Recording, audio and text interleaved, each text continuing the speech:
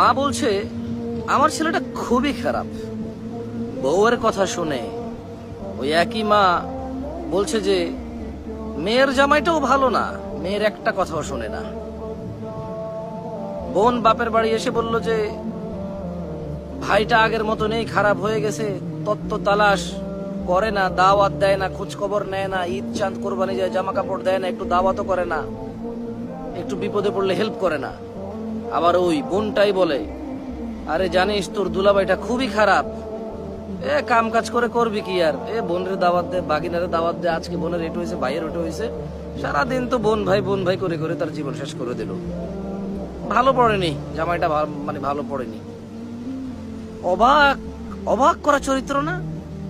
মা তার ছেলের জন্য যে চরিত্রকে অপছন্দ করে, ঘৃণা করে, বদদোয়া করে, কিন্তু মা তার মেয়ের জামাইয়ের জন্য এমন চরিত্রের আকাঙ্ক্ষা করে এবং কামনা করে, দোয়া করে। মা বলছে আমার ছেলেটা খুবই খারাপ। বউয়ের কথা শুনে ওই একই মা বলছে যে মেয়ের জামাইটাও ভালো না, মেয়ের একটা কথাও শোনে না। বোন বাপের বাড়ি এসে বলল যে ভাইটা আগের মতো নেই, খারাপ হয়ে গেছে, তত্ত্ব তালাশ করে না, দাওয়াত দেয় না, খোঁজ খবর নেয় না, ঈদ চাঁদ কোরবানি যায় জামা কাপড় দেয় না, একটু দাওয়াতও করে না, একটু বিপদে পড়লে হেল্প করে না।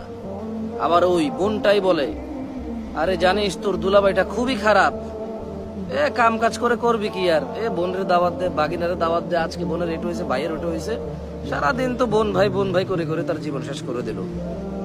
ভালো পড়েনি জামাইটা, ভালো পড়েনি। অবাক অবাক করা চরিত্র না? মা তার ছেলের জন্য যে চরিত্রকে অপছন্দ করে, ঘৃণা করে, বদদোয়া করে, কিন্তু মা তার মেয়ের জামাইয়ের জন্য এমন চরিত্রের আকাঙ্ক্ষা করে এবং কামনা করে, দোয়া করে।